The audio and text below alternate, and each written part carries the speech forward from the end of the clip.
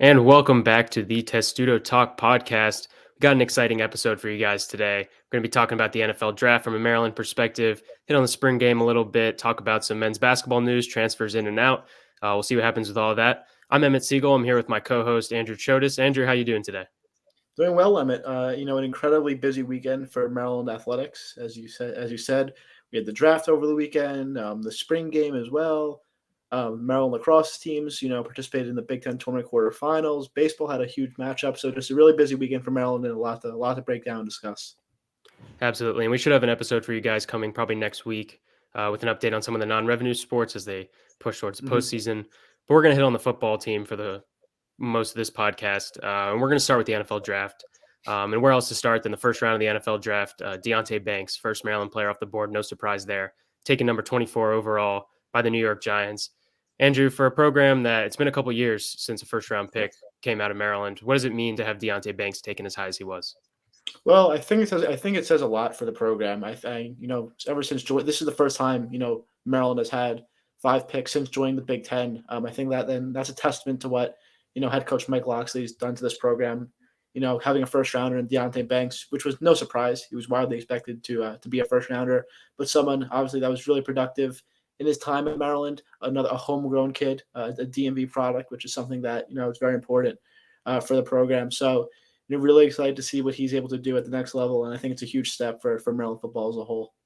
Absolutely. I mean, that momentum that you build in the DMV, it's hard to sell recruits if you're not putting, the local guys in the NFL. To have a guy like Deonte Banks go from a 3-star recruit to a first-round NFL draft pick really kind of speaks volumes. And we'll get to a little bit. We'll get into maybe some local guys that were highly rated that didn't hear their name called. But to have Deonte Banks drafted as high as he was, I think is just a testament to the job that Loxley has done, bringing in talent, bringing in some of these unheralded guys, especially local guys like him. We'll talk about him in a sec. Another defensive back, he's not a local guy, but an unranked recruit in Jacorian Bennett, turning him into an NFL draft pick. The job that Loxley has done and the job that Henry Baker's done as a defensive backs coach has been pretty outstanding. And I think it can only, help from here on out when it comes to recruiting and such. And, he always tweets out that gif of the wall going up around the DMV whenever, some of these local guys come by. I think this can only help. And you got a lot of competition in the area. Some teams trying to kind of make inroads there. Great to see Deonte Banks go as early as he did. And another defensive back that got drafted out of Maryland, Jacorian Bennett, drafted in the 4th round. He was the next Terp off the board after Deonte Banks. What does it mean for him to go where he did? What do you think he's going to do at the next level, and kind of his story from JUCO to Maryland and then now turning into NFL draft pick? Yeah, for sure. First off, as you said, great story for Jacorian. Really happy for him to be able to be drafted early in the 4th round by the Las Vegas Raiders. The Raiders traded up for him, and again, it's not really that much of a surprise that Jacorian was drafted where he was. He was widely projected to be somewhere in that 3rd to 5th round, but such a productive player in college. Year after year. The past 2 years, he was one of the best DBs in America. Just breaking up passes. He was at the top of the league there. Had a really great showing towards the end of his career. It last in the Duke's Mayo Bowl, came up with some big plays. Had an interception in the Senior Bowl just a few months ago. So a really productive guy who made a ton of plays. I do expect that he might have a slower transition into the NFL than a guy like Deonte Banks. But I think that his production should be able to translate to a team in the Raiders that has had a really, really, really tough defense. So I think that he might have the chance, to have some opportunities early on in his tenure. So I think that it should be really fun to see his development there in the NFL. Yeah, and like you said, Raiders kind of a lot of spots open there at that defensive back Yeah. position for Jacorian to make a team, and obviously Deonte's gonna have no trouble making a team as a 1st round pick, but maybe a bit more crowded room. So if they're taking a defensive back in the 1st round, that means they think the world of Deonte Banks, and as they should. He's got all the traits to translate to the NFL, and there's no guarantees, but we'll see what he does. I think I have confidence in both of those guys, both Jacorian and Deonte, to produce at the next level. Then also another 4th round pick out of Maryland, another guy traded up for, Chad Ryland. Rarely do you see a kicker go in the 4th round. Rarely do you see 2 kickers off the board by the 4th round. Jake Moody from Michigan. He was also picked, I believe, in the 3rd round. You can correct me if I'm wrong. Those 2 guys went head to head back. It was the 4th game of the season, I believe, when Maryland was at Michigan. Chad Ryland played college football at Eastern Michigan before he came to Maryland, so it was a bit of a homecoming for him in that regard. And those two guys, I mean, they were duking it out. I mean, these guys were just drilling field goal after field goal. Chad Ryland made two 50-plus yard field goals. This guy's a stud. I have no doubt that he's gonna stick in the NFL as a long time piece there at the kicker position, which, as we know, you can have a pretty extensive career there at that position. Yeah, you discussed, Michigan's Jake Moody went, a few picks before Chad Ryland, but it's very similar to a guy like Jacorian Bennett. All Chad's done in his collegiate career is produce. He's been one of the best kickers in the country in his 4 years at Eastern Michigan. Holds their single season points record for Eastern Michigan, and then came to Maryland and, like you discussed, had unbelievable game in Ann Arbor, made a couple of 50-yarders. There was one point in the season where he had, I believe it was 24 made straight kicks between the 2021 and 22 seasons. So again, just a solid kicker, has a huge leg, goes to a Patriots team with an aging Nick Folk that had a rough season. So would not be surprising to see Brown get the starting nod there, and best wishes to him. And he should be, if his production translates, should be a really, really productive kicker in the NFL. Yeah, we got three guys there that went probably at or above their projected draft grade. But then we had some guys from Maryland that perhaps slid a bit, and I think you got to start there with Jalen Duncan. Took him all the way to the 6th round until he heard his name called.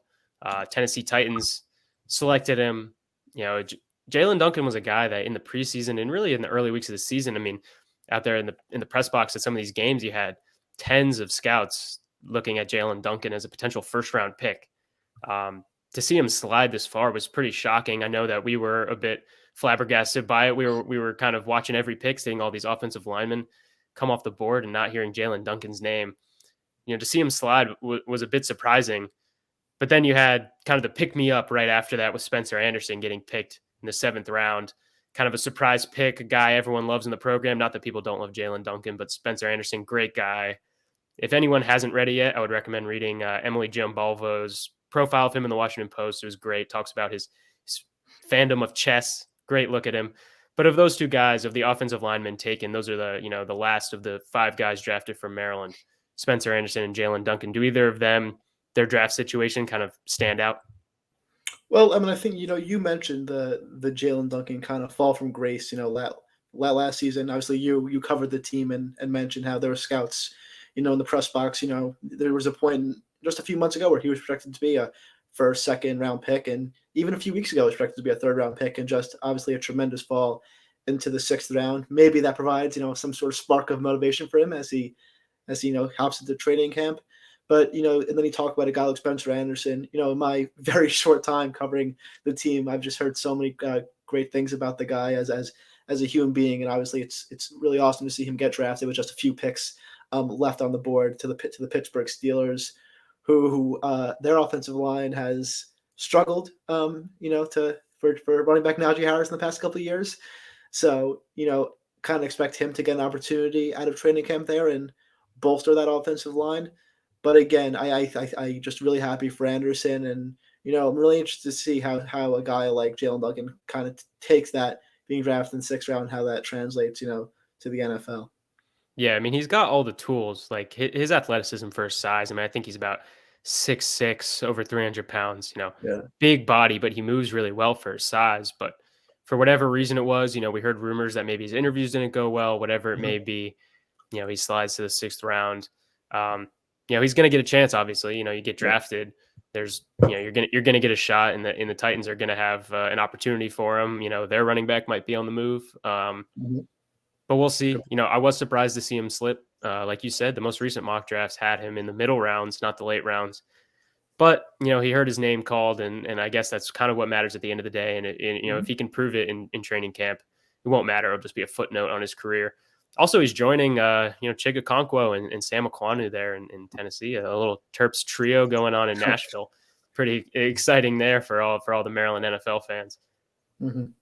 Yeah, and then, and you mentioned it's all about just getting a chance, and even if your name isn't called, it's all about just getting a phone call at a point and having the chance to produce in the NFL. And there's a couple guys that I think you'll bring up who are going to have their chance. Absolutely, I think the place you got to start with Rakim Jarrett. I mean, Rakim Jarrett, in terms of undrafted free agents, I think he kind of headlines this list of Maryland guys that didn't get drafted that, you're kind of shaking your head like, what's going on? The thing with Rakim Jarrett is, he came in as this 5-star recruit. I believe he was, top 20-ish nationally. Comes in with all this hype. It's a huge commitment for him. People are calling him, and everyone does this with every great, Maryland recruit, wide receiver, but everyone's calling him like the next Stephon Diggs and talking about how he's kind of the poster child for this DMV to UMD movement. And he called himself that. He said that he took a lot of pride in kind of spurring that movement a little bit. And he came in and, his freshman year, he had the big game against Penn State, I think we all remember, where he was just burning these DBs for long touchdowns. They were just slants, and he was just outrunning everybody. And you're like, oh my God, like this guy is legit. And then, his sophomore year is his most productive year, but a lot of that's probably because Dante Demas gets hurt, and we'll talk about Dante Demas in a second. And then last year, we just didn't really see him take it to that next level like you were hoping he would. And when he came into Maryland, from the second he got on campus, he made it pretty clear that it was a 3-year plan, that he was coming to Maryland for 3 years to leave early, go to the NFL draft, and that was his plan the whole time. And you just got to wonder, maybe, with the games he put on tape this year, with the drops he had, with the problems he had, you just wonder maybe it would have been beneficial for him to stay for a 4th year. And, you wonder if he's regretting it at this point in time. Well, I'm not an NFL scout, but I think what you mentioned there about the drops, right, this past season, where, you need to shine for NFL teams, he just fell a little bit short. Super unfortunate for him because we've seen the talent and the potential he has. But again, he is going to get his chance in a Tampa Bay Buccaneer squad with 2 veteran superstar wide receivers above him in the depth chart, and Mike Evans and Chris Godwin, a new quarterback coming in there, and Baker Mayfield. So he's definitely put into an interesting situation. I don't know if it's the best situation for him with the Bucs, but again, it's almost a matter of, is he going to be able to show off in training camp some of that skill and talent that he showed off in his first 2 years in Maryland, or is he gonna continue a path this past season where he wasn't able to kind of continue to ride that momentum and ultimately fall out of the draft spot? So he's a really interesting case. Is one where it's really unpredictable, I think, Emmett. Would you agree with that? I would say it's unpredictable. I will also say that I saw a report that he was getting about, I think it was 225 grand guaranteed. Yeah. I would assume that they're not giving 225 grand for a guy they're not expecting to make the roster. Yeah. So it's probably one of those, like, we're not drafting you, but we're going to sign you anyway kind of situations. But I mean, every team passed on him 7 times. So there's obviously something going on there. But yeah, it is a very interesting situation that I think we'll all be monitoring, kind of seeing how he does. And another guy that would kind of be close to a lot of Maryland fans' hearts is Dante Demas. DC kid, came in kind of under-recruited, broke out in 2021. At least it seemed like he was going to break out in 2021. He was putting together, I think he led the Big Ten in receiving yards. He was on pace for over 1,000 on the season going into that night game against Iowa. I think it was the 5th game of the season. And he just suffers a terrible injury to his leg, returning a kickoff. It really just kind of derailed his college career, which is such a shame because he was looking like such a special talent. And luckily, he was able to play all 12 games this past year. He wasn't at 100%, but he was able to do it anyway. And he's getting a shot with the Baltimore Ravens, which I think is an interesting situation for him. Interesting receiver room. They're kind of bringing in some new guys, looking to kind of reinvigorate that with re-signing Lamar Jackson. So, we'll kind of see what happens with him in Baltimore. Yeah, and it's almost the complete opposite story of a Rakim Jarrett, where maybe his signing isn't the most loved by maybe him or Maryland fans. And then you look at Dante Demas, where he's going to get an opportunity to play in front of family and friends in his hometown, where he's going to have so much support. And a guy where you look at the story, obviously that game, I still haven't rewatched the video of that injury. It's not good. I do not recommend it. I think I also, and this is just somewhat speculation, I can't say concrete reporting, but I did hear that he kind of not re-aggravated, but suffered a different injury to his other leg during his rehab process. So it was just a nightmare situation for him injury-wise. Yeah, but and you mentioned it, he's just, when he's healthy and when he's at his best, he's so dominant. He's so dominant and he's so athletic. He has the size, the hands. He really has everything that translates to the next level. And I think that he'll be super excited to play for a Ravens team. I think the people around him are super excited. Very crowded wide receiver room for him. A lot of Zay Flowers was drafted early in the draft. They have Rashad Bateman, signed Odell Beckham. You have a guy like James Prochet, Devin Duvernay. So it's a really crowded room. But I think that he'll definitely get his opportunity, and I think he's going to relish that opportunity. So I'm really excited to see what he's able to do in training camp for the Ravens. In very different tones. I don't know if you Very saw their different tones. tweets from Dante Yeah. Demas and Rakim Jarrett. I mean, Dante Demas tweeting out, didn't hear my name called, but so happy for everyone that did. The journey continues, stuff like that. And then Rakim Jarrett's like, F that, like I'm going to make you all pay. So yeah, that's what I was kind of trying to hint at without mentioning the tweets directly. But yeah, it's a much different tone in their journeys. Yeah, so both motivated, but maybe perhaps in different ways. Other two guys that at the time of recording, we're recording this Monday evening. The other two guys that have been signed as undrafted free agents, Ami Finau, not necessarily signed as an undrafted free agent, but he got an invitation to rookie camp, which I honestly didn't really know the difference. I did some research. It looks like he just doesn't get a guaranteed contract. So, he's going to have to kind of earn his way onto the team.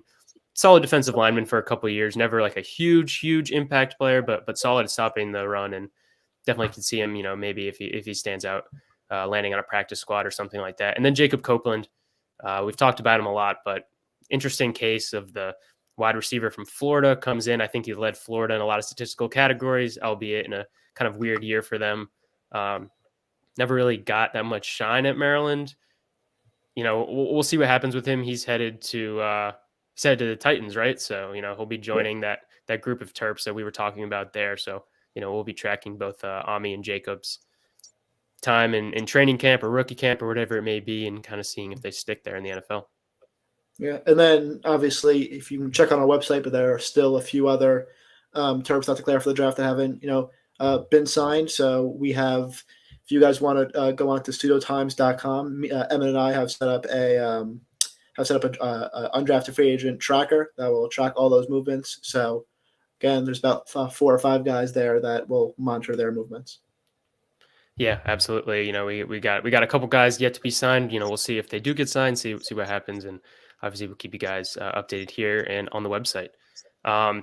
Another thing that happened over the weekend, and we don't have to harp too much on it because can't take too much away from it. But Maryland's spring game happened on Saturday. The red team versus white team, big rivalry, as we know, goes back years. The red team was mostly made up of it seemed like the number one offense. The white team was mostly the number one defense, and kind of flip-flopped that for the twos. I don't even remember who won, but it doesn't really matter. It was 2019. I don't remember who won though. Yeah. So someone didn't get a 2-point conversion at the end, but like I don't know. Loxley was like messing with the clock to make it more exciting and stuff. It was interesting, but yeah, I think my biggest takeaway, and I think you might concur with me, were those wide receivers, the transfer wide receivers playing on the red team with Talia Tagovailoa. Tyrese Chambers had 2 touchdowns. Caden Prather didn't have too much on the stat sheet, but he was out there with Jay Sean Jones and Corey Dyches out there with the ones, Roman Hemby, etc. Do you see anything from those two guys that maybe you think will translate to the season, or are you just kind of taking it as a scrimmage? It's tough when you look at a scrimmage, especially a scrimmage against your own guys. But Prather and Chambers, those are 2 guys that even Loxley mentioned have impressed him during training camp. And Chambers goes for $150, 2 touchdowns. Prather he showed his athleticism. He was tremendous. 2 guys that came back to their home state, obviously, really excited. Tyrese Chambers is definitely a guy that has shown a lot of emotions. I've never seen anyone so excited to get interviewed before. It's quite funny, but no, but 2 really high level guys that really showed off in the spring game. Preston Howard, another guy that was really impressive in the first half. Tight end, so a lot from him that was really encouraging, especially in a tight end room with CJ Dupree gone. So they're going to need a second guy behind Corey Dyches.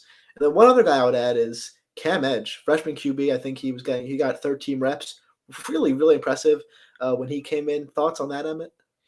Yeah, Cam Edge, there's been a lot of positive talk about him from spring camp. You know, Yeah. it's only like 15 practices or so it's hard to take too much away from it. But from a guy that I believe redshirted last year, he Yeah. kind of looks like that young developmental quarterback that I'm not sure I'm ready to say that he's going to take the keys from Talia Tungavailoa Yeah. when Talia leaves, but kind of looks like a solid building piece that is definitely going to challenge for the starting spot.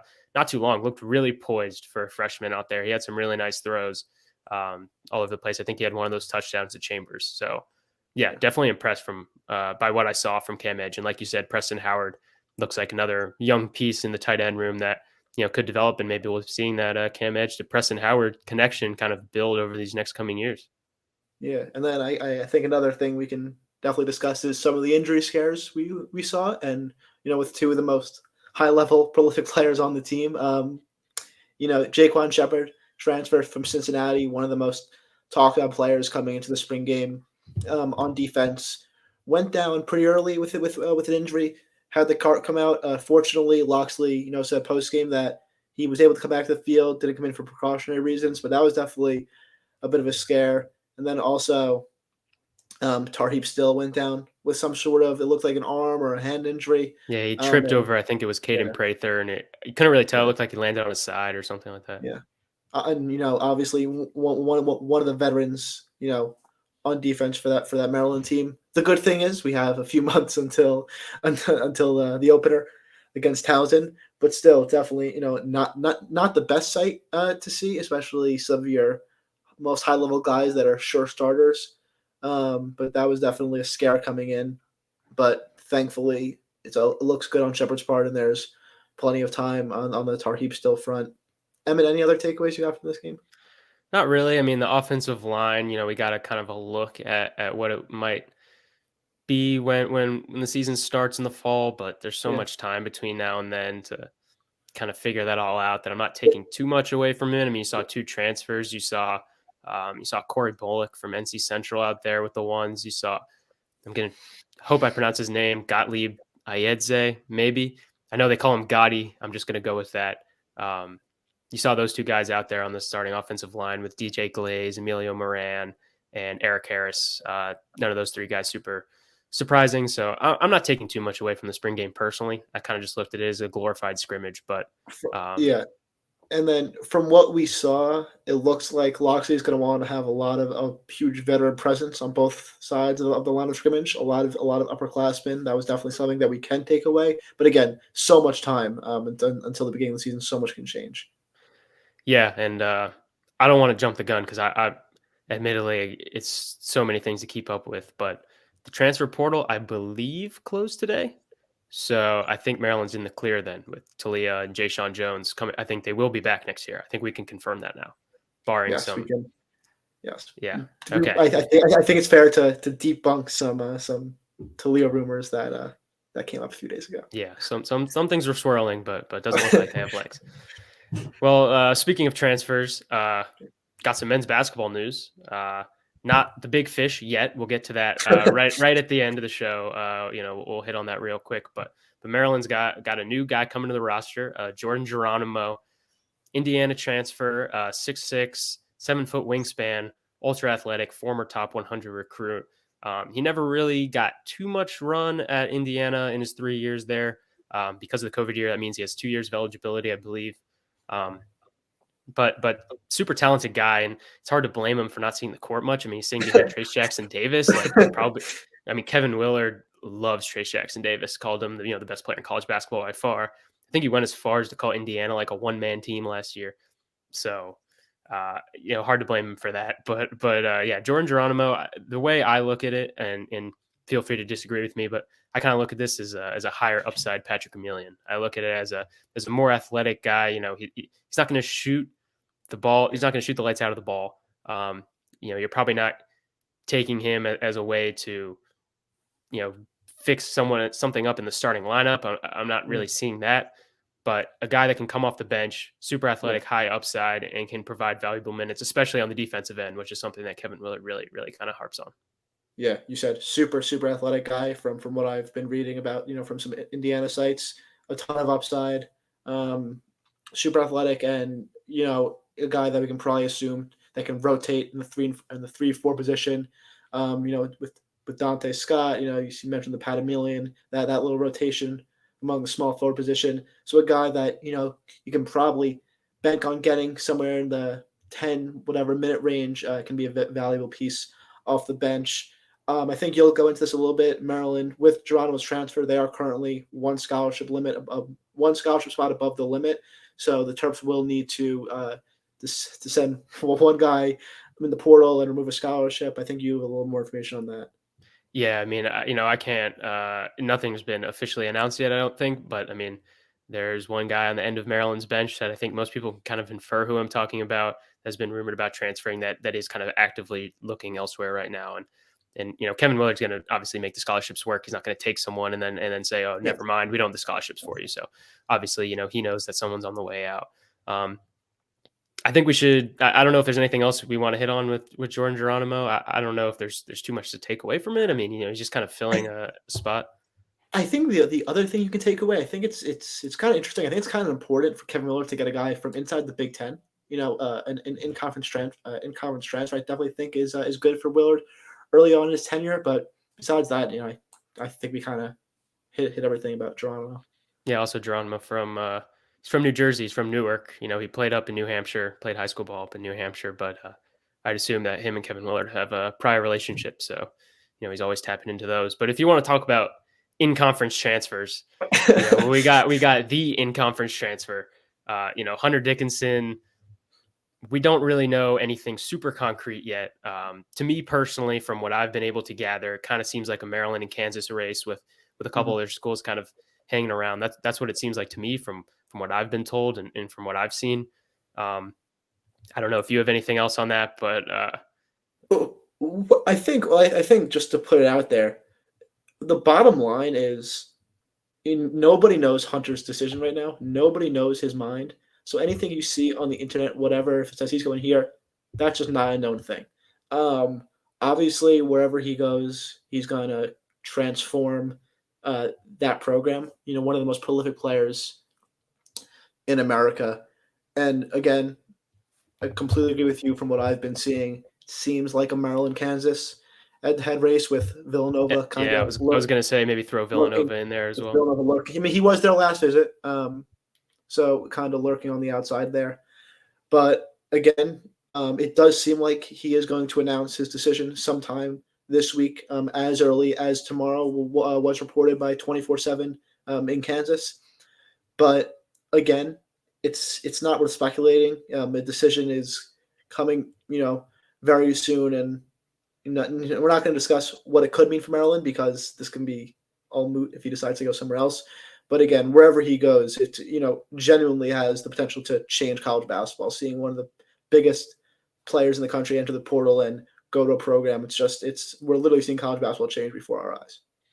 Yeah, I mean, Maryland's pitch throughout this whole process seems to be, it's the hometown pitch. It's the same pitch we were talking about earlier in this podcast with guys like Deonte Banks. It's the pitch of like, and Deonte Banks obviously not coming out of high school, not in the same stature as Hunter Dickinson in the transfer portal, but the idea that you can come home, play in front of your family every time. I mean, his family was, it's like a 10-hour drive to Michigan, whatever it was. We did it for the football game.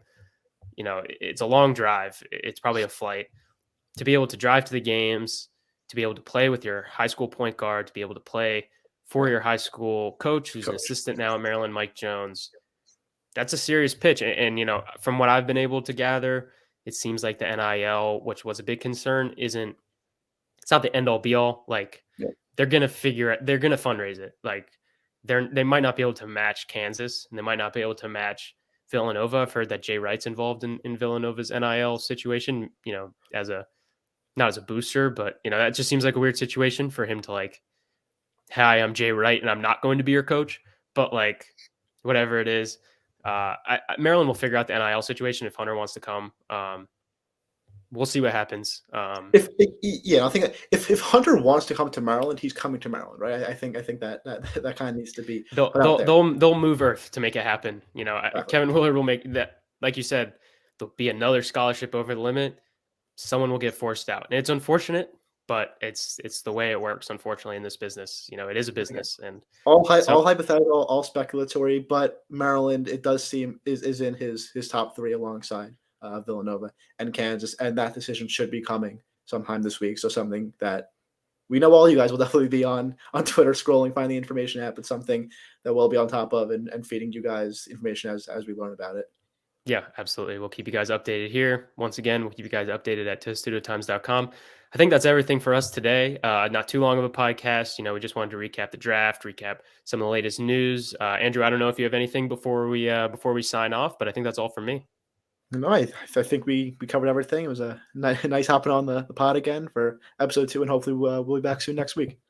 Absolutely. And we got the video working this time. So if you're watching this on video, shout out to God. you. So, Oh, and if God. you're watching it on audio, the video is an option now. We'll link it at testudotimes.com. That's where you can catch all of our work. I'm Emmett Siegel. I'm here with Andrew Chodes, signing off for today, but we'll be back as everything develops with the latest news. And thank you for listening to the Testudo Talk Podcast.